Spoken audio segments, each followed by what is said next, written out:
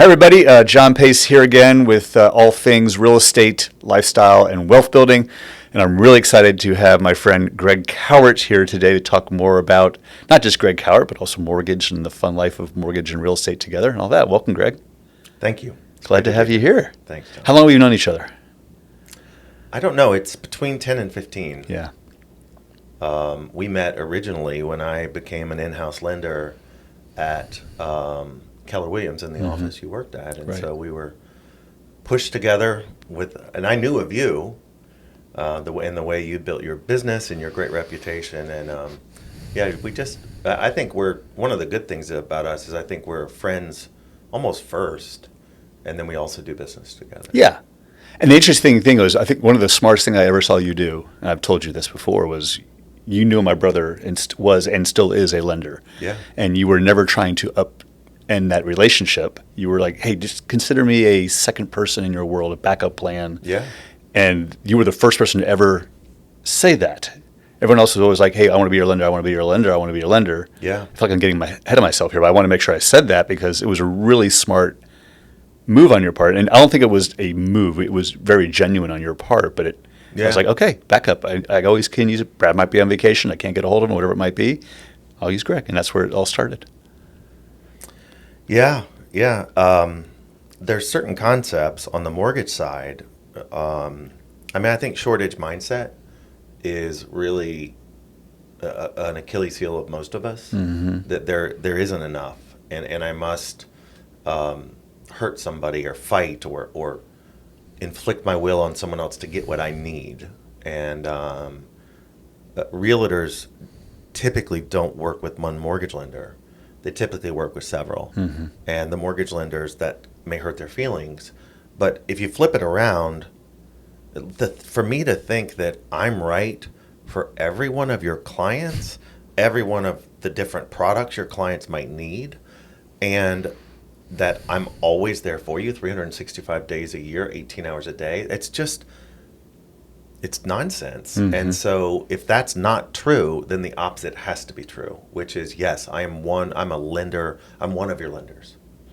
And I think for mortgage people, if they start there and understand that most realtors, but also anyone who refers, typically has an ABC and is also introducing for a personality match. 100%. And a product match. And a product match, yeah. Well, let's back up a little bit. I got a little ahead of myself there. So introduce yourself. Sure. Who are you? How'd you get into mortgage? All that fun stuff. Hi, everybody. My name is Greg Cowart. I am a mortgage lender. I'm also a small business owner, and I now recently have decided I'm an entrepreneur. Yeah. Why did you recently? You've been for a very long time. Why is it recently? I don't think I thought of myself in that way. I recently joined a great, please look it up, coaching program called Strategic Coach, which is for entrepreneurs all over the United States and actually the whole world. And it's coaching for entrepreneurs. Okay. And it was only when I was in that room that I realized that some of the way I see things is more entrepreneurial or unique. And so, yes, so I'm a small business owner who is also a loan officer and runs a team. Got it. So when you got into mortgage, I want to kind of get through that, like why you got into mortgage, number one. But when you got into mortgage, you didn't come at it as a business owner mindset. Was it more of a job? So how'd you get into mortgage in the first place, Greg? Let's back into that a little bit. Yeah, it was accidental, but I love how all of our journeys aren't a straight line. They're a crooked road, you know. I got into mortgage, I think I got into mortgage with Carlton Sheets. You remember that guy? Vaguely. It was a late night podcast. Sorry, it was late. This is back in the day of TV. And if you were up late enough, this guy would teach you how to get rich in real estate. And I was an educator. I went to James Madison, have a degree in education and social science. So really, I was trained to be a history teacher. And I actually worked in Centerville as a high school teacher for a period of time. And then in Richmond, I couldn't find a job. And it's not. I was living in London, moved back with my wife, who started BCU. Hold on. You were in Centerville. You lived in London? Yeah, just prior, I was working in Northern Virginia at the end of, as I graduated as a teacher at Centerville High School. And then lived in London for that summer. Britt got into BCU, my wife, and so I moved to Richmond. Got it. And I randomly applied to a job working with troubled kids, and the guy was like, "You've got a teaching degree?" And I was like, "Yeah." He's like, "Why didn't you mention that?" I was like, "Well, I don't know. I didn't know there was a teaching job here." He's like, "Do you want to be a teacher here?" And so I became a teacher for troubled kids. I was a PE teacher at St. Joseph's Villa. Okay. For the land of the misfit toys. I mean, you name it, I saw it. I mean, like 4-year-old to 21-year-old. And that was the best job I've ever had. What made it great? Well, you'd have 18-year-olds come in with autism, and I was the fun guy. I was the gym guy. I was the PE teacher. And so we would play fun games or spin or do gymnastics. And then you'd have the hoodlums come in who'd all been kicked out of school.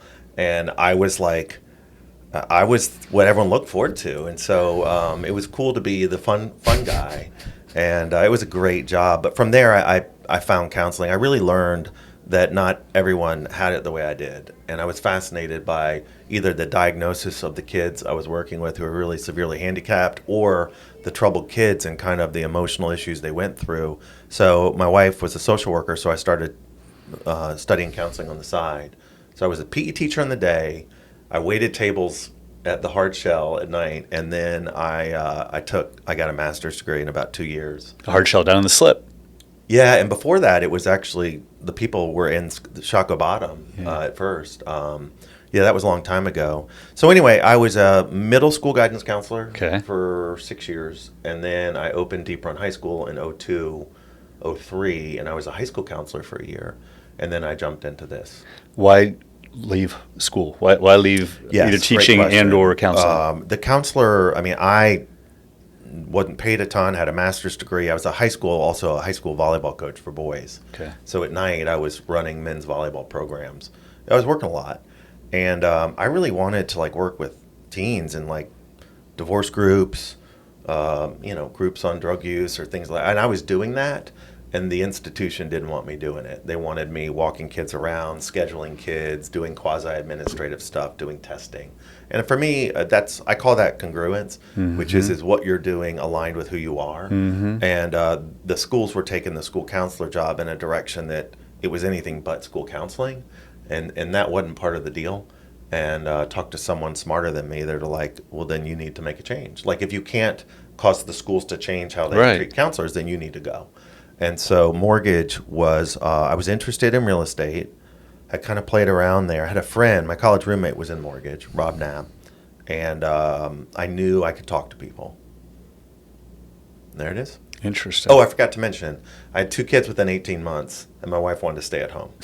And the school counselor job was not going to pay the bills. I'm amazed the number of people that get into a real estate career, whether it's real estate, mortgage, whatever it might be, and they do it right when they've bought their first house and they've gotten married and they've had kids. I did the exact same thing. Did you? Yeah. Was it financial why you went into real estate? No, it was me. It was control. I didn't like the corporate world, and my job could be taken up for me at any time, and I had no sense of control of what I was building was mine. Whatever I worked on was not mine. And because I think I told you the story. I was at the company and they went to India to go look at, I was doing IT work, and they came back and said, "We found this great place in India, da, da, da." And I was like, "Oh, my job's going to be gone in 2 years." Wow. And sure enough, it was gone in 18 what year months. Was that? 04. I got in 05, which is right around when you got in, I think. Yeah, I got in 02, 03. Okay. But it's interesting, even at that early age, you were dealing with overseas outsourcing. It was early days. It was just about to start, and I knew my job was gone, and I did not like the fact that they were celebrating these great places in India that would take American jobs away. So it wasn't money; it was control of destiny and doing it your way. Oh, look at you! Yeah. Here we are. Here we are. Be careful what you wish for. You just might get it, right? Yeah, it's all good. So I'm hearing things you said the St. Villa's job was one of your favorite things you've ever done. Mm-hmm. That's a great job. And I also hear it sounded like you enjoyed the counseling when you could do it the way you wanted to do it. Yeah. Did those two things kind of align with mortgage in some way? Absolutely. So tell me more about that. Well, I think that there's a bit of bravery that goes into being a male counselor or walking in. You've been a coach. I mean, being a coach, you stand in front of a group of 18-year-olds and say, "Listen to me, I'm going to tell you what to do." Mm-hmm. And even the St. Joseph's job was I I didn't know how to teach PE, but I've never really been somebody who's been scared of that. I mean, I've always had confidence I can pull it off. So the mortgage switch was exciting. Here's the funny math. I did the math because I would encourage people to do the math. And I could be the worst mortgage lender in the world and still make more than I was making as a teacher. I'm not surprised at all. That was the jump. The jump was, I know who I am. I typically don't do things at a low level. And even if I low level, I'll beat. And honestly, my first couple years in mortgage, my problem was too much success. I didn't have the systems or skills or discipline to handle the amount of business I had. But you were good at it. Well, I was good at it, and I'm still good at it because I view it from a very different way than my competition. I mean, the true mortgage lender is counting numbers with each deal. Like, they're very commission aware. It's a straight commission job like yours, so I don't have a salary. And I just have never seen it as dollars. I've seen it as a helping profession. It is nothing more than an extension of being a counselor. So you said it's a helping position. I'm trying to think how I want to take this question here to you. So describe me like the first 2 years as a mortgage person. What did that look like? Yeah, I joined Prosperity Mortgage. Scott Carter, hi Scott, thank you. I said, sure, here's a desk, here's a card, here's a computer. I mean, that's about what it looks like. And I made a living off doing the loans no one would do. At this point, this was eNora, alternative doc loans. Yeah. This was construction, perm, and renovation. So at Prosperity... This is pre not 08, 09. Oh, yeah. At Prosperity, I was doing the loan that the loan officer at Prosperity didn't want to do because it was specialized, but I was only a year in. So I learned to do the loans people didn't want to do. Okay. And that's kind of how I cut my teeth. Got it. Does that set you apart in some shape, form, or fashion? Absolutely. Yeah, I have pictures of myself with like a hard hat on. I was the construction guy. I was helping people decide whether to build, renovate their home, or move. And the flaw in the model was that if they chose to move, they weren't supposed to work with me. Okay. But they had become so aligned with me that they said, well, can we still use you if we want to do a traditional mortgage? And so the answer was yes, and that wasn't really the way it was designed. Interesting. So why were they choosing you? I think I just spent more time with people. I have always done that. Just listen more, ask more questions. It's a big purchase. There's a lot of anxiety. It's not buying, a pair of shoes. It's complicated. Yeah. And I think the competitive advantage is just spending more time with customers. I also believe that they know what they want, and my job is to teach them the mortgage options. And then about 50% of people will freeze up. Oh my gosh, I don't do numbers. I don't understand. And I'm like, it's cool. It's not that hard. Let me show you.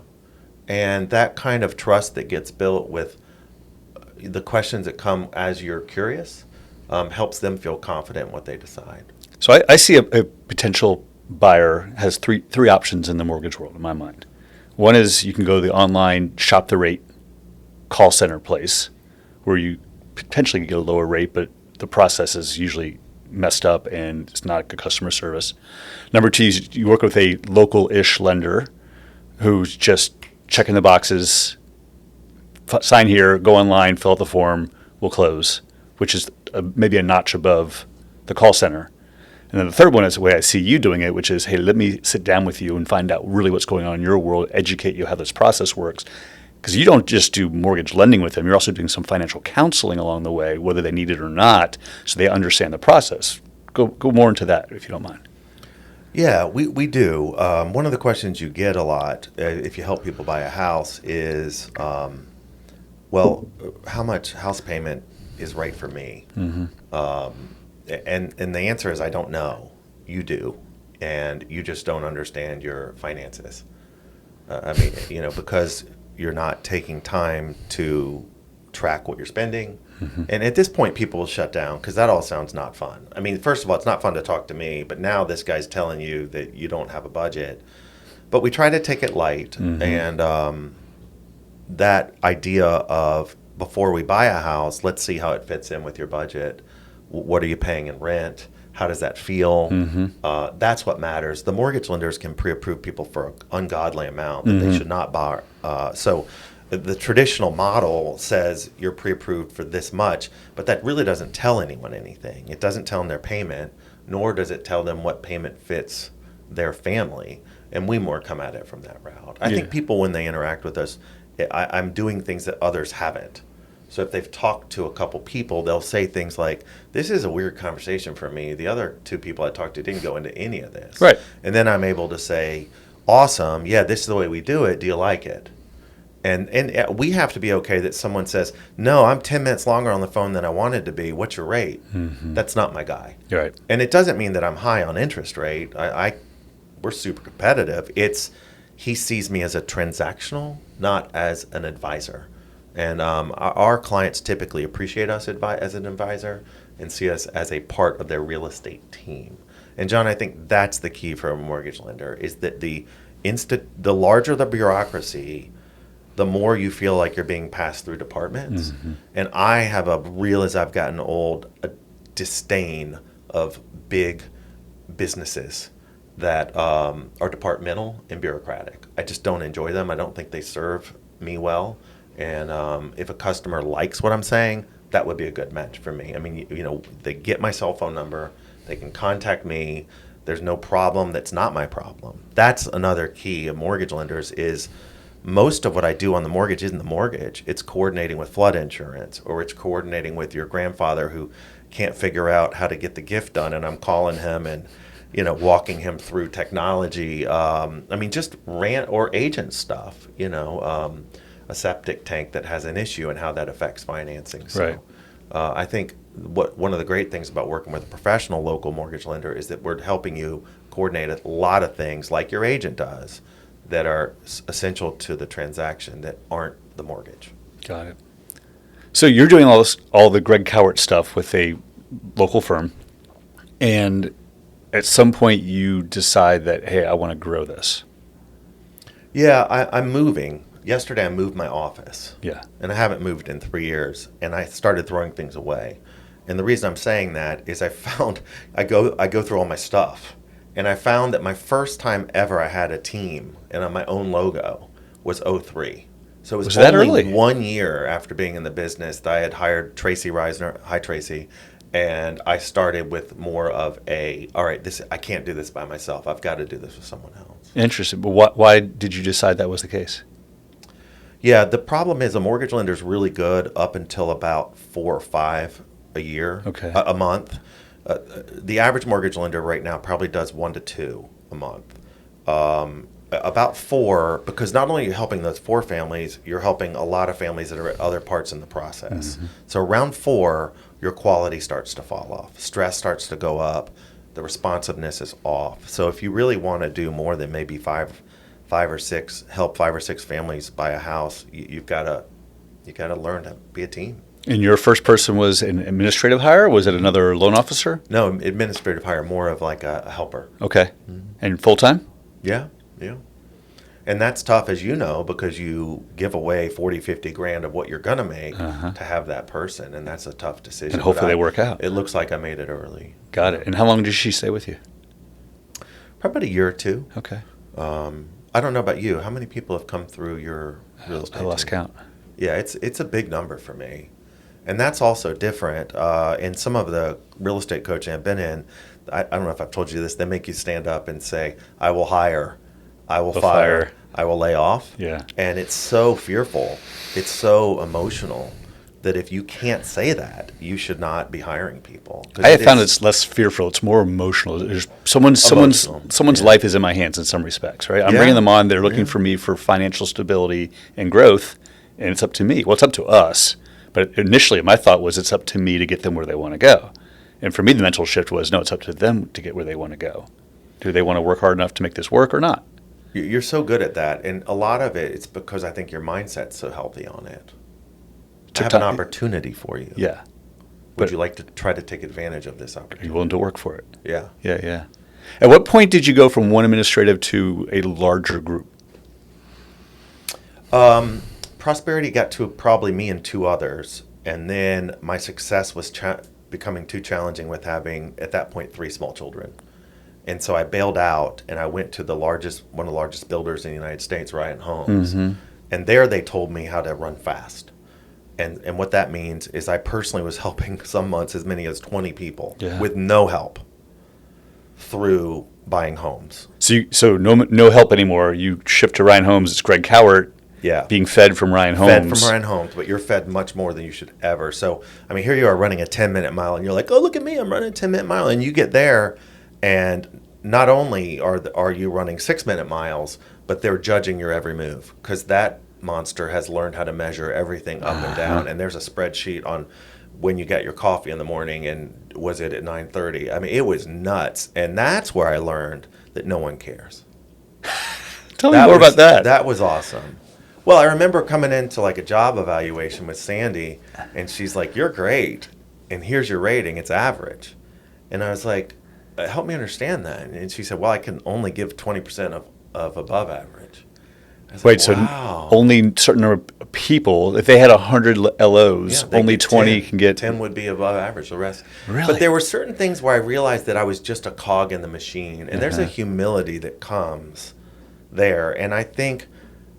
That's another bit of not wanting to go. If you're looking for your first job or you're hiring someone, the size of the company that you're hiring really matters for the culture, right? I mean, your people have to take out the trash. They've got, I mean, the smaller the business, the more hats you're wearing. yeah, the more diverse the job title is. I like that. Got it. Okay. How long did you stay at Ryan? 4 years.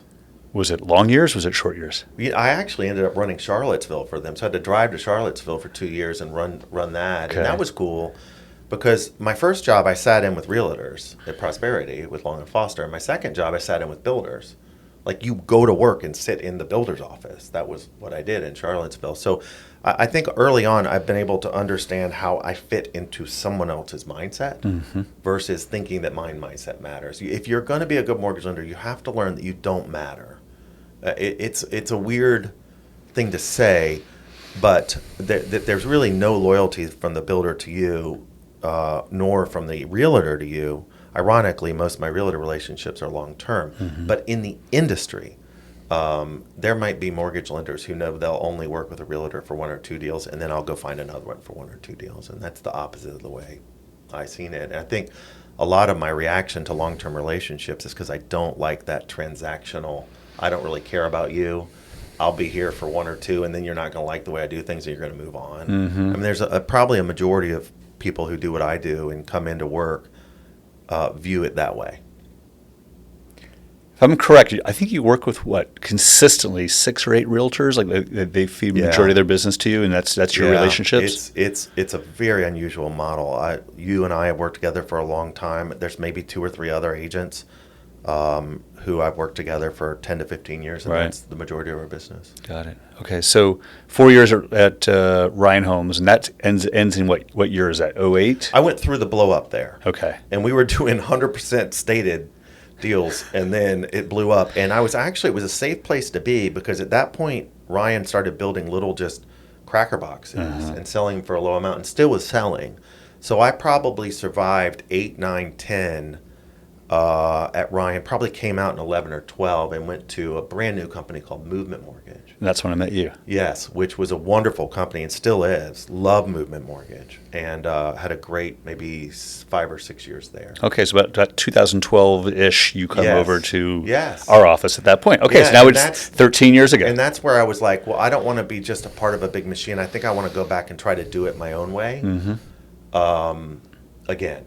And the movement back to that company, which wasn't even named that at the time, was about, okay, I'm going to do it my way. Got it. People are going to hire me for me. Got it. Okay, so you started back as a solo again. Yeah. No administrative help. Really quickly, I brought in Tiffany. You remember Tiffany's great. Tiffany. Yeah, fantastic. Yeah. And then we grew that. And when I was with you, I think this office, we had 3 loan officers and like 4 junior law. We had a big crew in this office. I remember that. 7 or 8 of us. Yeah, we had 250-ish agents in that office. Yes, it was awesome. Yeah. And that's where you and I really started working together. Yeah. And I ran the loan officers for Movement, not only this office, for a couple more. That's and right. That's probably, you became a branch manager in some respects. I was kind of managing a branch. I was probably managing about 15 people at that point. Did you enjoy it? Yeah, I did. I also had to learn at that point that not everyone sees things the way I do and be okay with that. that my level of detail or my level of customer service, there's a loan officer in town who would just tell me, he's like, Greg, I just don't care about this as much as you do. And I was like, okay, all right, I have to be okay with that. 'Cause, if it's your way or the highway, you're going to go through people quickly. Yeah. So where do you hold the line and yet still show flexibility? Yeah.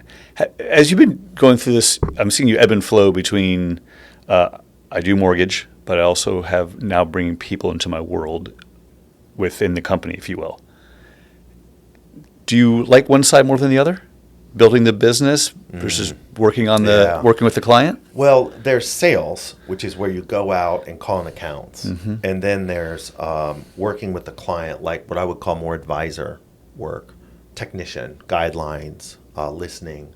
And then there's like running the business. I think I like the client the most, running the business second, and I'm not a born salesperson.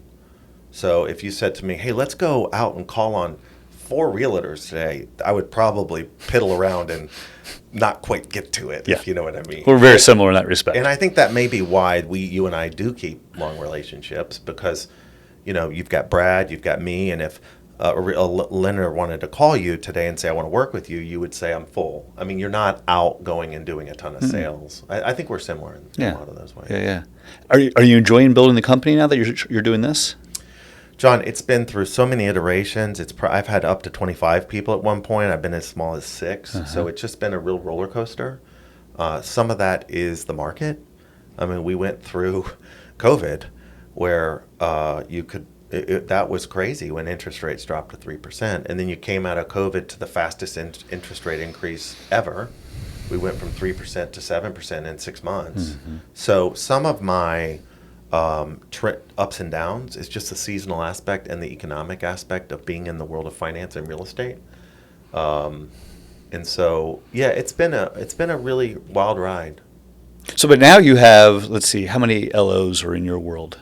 5, 6? Well, recently, just in the past couple months, I've kind of moved away from a vision I was working on for 2-3 years, where I was going to take the people who helped me from zero to being great loan officers, and then they would stay with me and become great loan officers. It turns out that was not a good idea. Okay. Most have left. So when they wanted to be a loan officer, it's like, I need to jump off your ship Really? to go do it on my own. They thought your ship wasn't big enough for them. Well, the ship's labeled with my name, and I'm picky about the way I do things, and there's just a lot of analogies to like a teenager needing to leave. I need to do this my own way, and they do. And so I don't view it as so much a failure as I would view it as just my model. Probably one of my coaches said, has anyone ever done this the way you do it, where you let people who help you start to do their own stuff? I was like, no, usually they don't. And she was like, is this going to work? I was like, I don't know. I'll let you know. And it turns out it did not work. But I wouldn't do it any different. There's a lot of loan officers around this town, good ones, who've worked for me. Okay. Or with me, probably better. And unfortunately, when I go to work, my best competition is people who worked with me. That you've been training. Yeah. So the model now is more, hey, you be part of my world still, or how does it look? Yeah, my business partner, Jessie, and me, she started with me 12, 13 years ago, and then she's actually become a 50-50 business partner. She's amazing. And no, it's mostly now, as of today, mostly about our business and people who help the two of us with our business. And that's a real recent change. Really interesting. And you're, 14, 15 people? Yeah, we're about 15. Okay, same size as us. Yeah, we're built to help 30 families a month buy a house. And remember, the average mortgage person does 2. So we're doing this at a really high level. And it was funny, one of your clients was texting with me this morning, and I realized, and this is good, that I don't think, my goal would be that none of those 30 have any idea that I'm helping any other than one. Yeah. And that's true professionalism. That's really hard to do. It's very hard to do. Yeah, they feel like they're the only client in your world. They should. Yes. We're paid well. So how did you figure out how to get that feeling to that client? How do they what was the mousetrap you built that allows you to get that kind of experience? Other than you trying to squeeze 36 hours into a 24-hour day. You know, the other thing that's changed there, John, is the way people communicate's changed over the past 15 years. And so the ability to incorporate text into the way you incorporate. I mean, if I'm your client, what percentage of the time that you're talking to a client are they texting you? 50% easily. That wasn't that way 15 years ago. So, one of the things we've done is my cell phone, there's multiple duplicates of it. So my team is watching my cell phone as you and I sit here, because me not responding to a text for 30 minutes is unacceptable for either realtor partners, builder partners, or clients. And that's the world of mortgage, that the client is so jumpy and needs things so quickly that what would it be like to go to work where your response level is drop everything in 30 minutes? And that's our world. So the only way you're able to do it is to have like-minded, like-hearted employees who get it, who care about the client and care about exceptional service, raving fans and 5-star service, and wake up that way, and you didn't have to make them. That's hard to find. So I'm hearing you basically say speed builds trust, because that's what I always tell my team. Yeah, absolutely. Speed builds trust, and I also think that you've done such a great job of hiring like-minded, like-hearted people on your team, and some of that, and we did a podcast before where you have to hire so carefully. I got to sit with one of your agents this morning, and he's just so you. He's so the PACE team. It's cool. And that's one of the reasons I love working with you, is because we're on similar journeys. 100%. I think our businesses are very similar to each other, just in different, very complementary, slightly different worlds. Yeah. Okay. What does 5 years look like for Greg's business? Where's it going? I know that it's supposed to go where I'm supposed to learn to step away. And I think that this, for any entrepreneur, I've learned a lot through EOS, if you want to look that up. And I'm a visionary, and I do like leading a business, but really my joy comes from interacting with clients. And I think I'm very torn about the fact that I love leading my business, and I love doing branding and marketing and things like that. And yet I love working with clients too. Interesting. So I don't really know. I do love, we will help this month. There's probably 5 families who were told no by other mortgage lenders, and we're helping them buy a home. And it's typically creativity that we've used or in our experience, and I love that. I love winning for the customer, and I don't need them to know how I did it or even care, but that's I still get off on knowing that I did something cool and you don't even know it. It's funny. I'm amazed the number of realtors that I know that have big businesses, and they're a CEO. They're also the listing agent, and then they replace themselves as the CEO and stay as a listing agent. I think if I was to continue, it would be more like that. What about you? Yeah, we're trying to figure that out right now. Like, what is my strength and what I like doing? I like one-on-ones with people. So I like sitting down with someone I know I like and like doing these kind of conversations. I also like doing one-on-ones with people for a listing. I like interviewing people to bring them onto the team. There's a bunch of different hats I like to wear, and trying to figure out is if I found someone else who's better at this, one, would the business do better? 2, would I be happier? Yeah. And those are the questions I'm going through right now with the business. Is okay, what's the next thing I need to fire myself from, so that 1, I'm happier, and 2, the business goes forward. Yeah. And so, yeah, This idea it's a deep of question to ask. Succession is a real challenge, and most small business owners don't think about it. Right. The fact that Jesse will replace me in this job is the intent, and there's others in the organization that can move up. So, like you, I'm fortunate that there's no shortage of talent that can move. And it's important for the leader to know what they're going to do and get out of the way. And I think we're working on that. It's part of the life. I don't believe in retirement. Good. What about you? No. So I don't think believe the idea. How many of football stopping. coaches have you seen retire in their 80s and they're dead 6 months later? Yeah. The old 1950s, you get your final paycheck and you stop. And then there's a day and then you don't work. I don't think that might fit people with the drive that you have. So it then becomes, well, how do I do it, but not as intense of a level? And I have not figured that out. How's that going for you? I don't know. Still sucking at it. Still sucking at it. Yeah. So let's talk about the culture of your business, because you have a very unique group that works really well together, like you mentioned before. How you compensate people is a little different. How you guys work together, I think, is also very different. Like if you had a few words, like who you're looking for, like in your, these are my people that I want to partner with. What does that look like? Well, I think that turnover is the number one threat to a small business. And if that's true, culture and compensation have to be your number one priorities. Mm-hmm. So if you were at our team, we went out to a concert together on Tuesday night. On Wednesday, your car was being washed. I pay at the top level in my industry. I radically overpay everybody. And that has been really, I don't have turnover. A lot of my people are with me for 5-6 years. That's fun. So I think that's been important, an important tenet of kind of working on our team. And then we also run a transparent group, which means that anyone can go into our P&L and look at what you're paid, what this expense was. And that's been a unique aspect of our group. So we have a full fridge. We a lot of times I'm having cleaners clean my mom's houses because a lot of women work with me and they have children and they put in big hours and I ask a lot of them.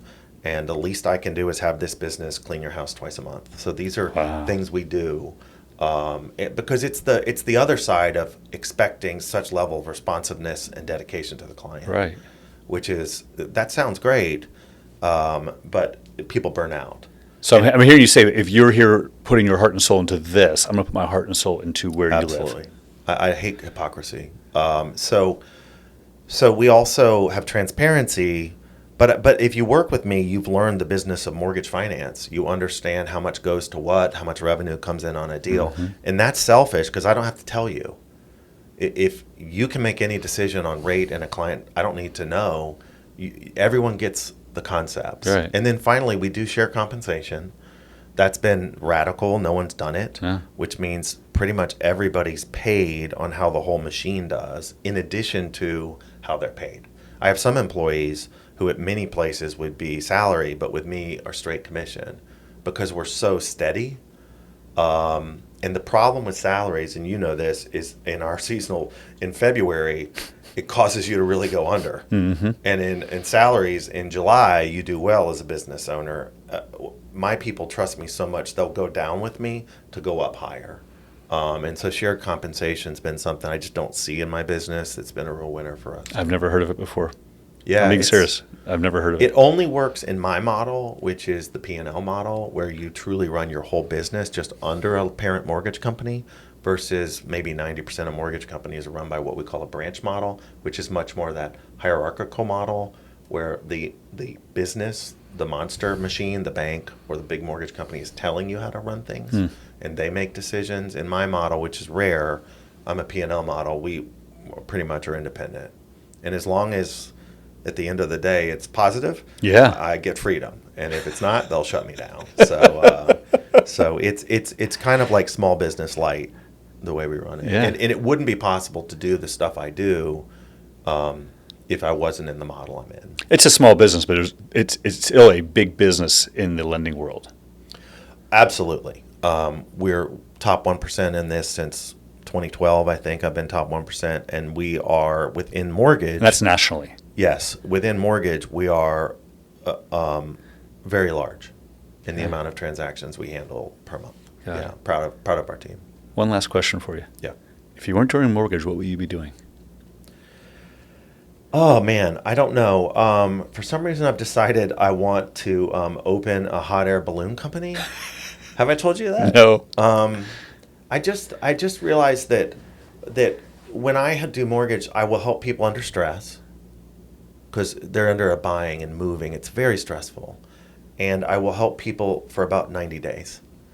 And that's how I'm in people's lives. So I'm also guidelines and timelines, and I'm typically the bad news guy, because we're truly producing commodity. Well, if I did a different job, I'd want to interact with people during what phase of their life. And if someone's vacationing they're in a real good spot. Mm-hmm. And if someone's getting to do something cool, they're excited.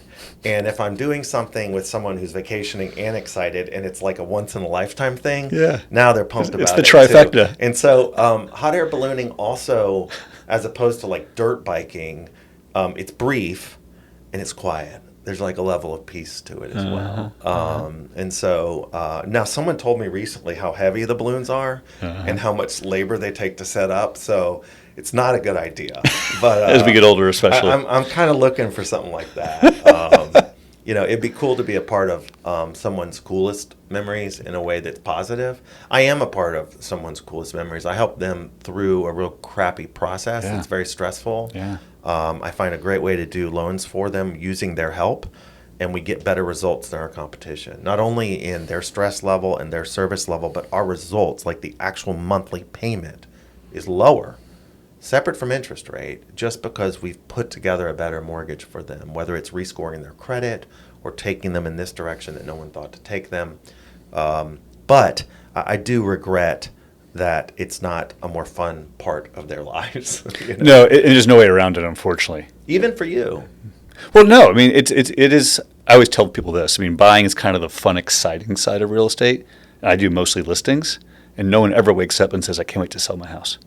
Absolutely. I put them through a ton of stress. And I tell them that, it's like, you're not going to enjoy me for part of this process because I'm going to have you doing things you don't want to do so I can actually get you the money you need to get to the next house that you want to go into. It's very similar to you. You know what I just thought of? You used to be a triathlon coach. Yeah. It's the exact same thing. Yeah.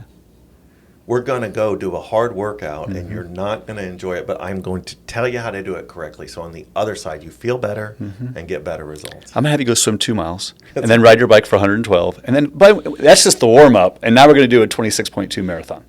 Yeah. And we're along the way to make it happen. Well, it is interesting that I took counseling into mortgage, and you took really that high-level coaching you were doing and turned it into coaching in real estate. I'm just having a moment. Same thing.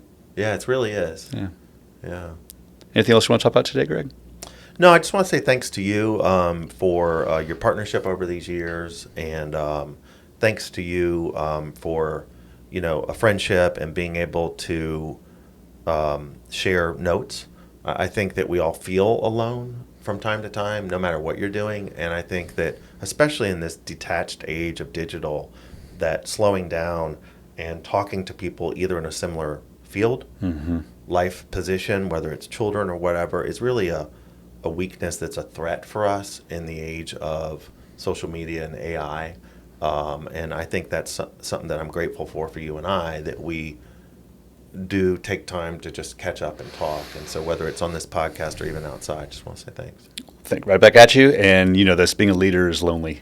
At the top, it can be very lonely. So having people that can bounce ideas off of and what I'm trying to do and where that's why Growth RVA for you and I is such a great thing. We have 20 business owners all together trying to figure the same mousetrap out in different ways. Yeah. Having that transparency of, I'm doing well in this, I'm sucking in this, what do you think? And I can always know I can go to you and ask that question because you and I are in the same seat, if you will. Yeah. Especially where we're growing and how we're going.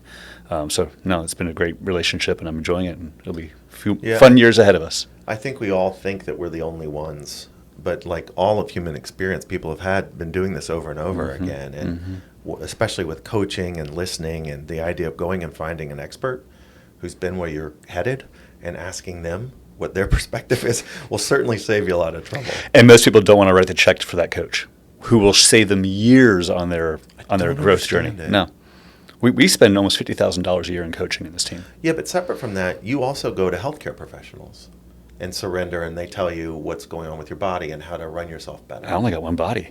Yeah. You take care of it or you don't. It's the one thing if I don't have this, everything else goes to heck. So I call that surrendering. I think there's a humility that comes with surrendering to experts, and it's something that both you and I share as core tenets. Yeah. Interesting. I hadn't thought of that before, but we're both doing it. Craig, thanks for coming in. A lot of fun. Thanks for having me in this space. Have a great day.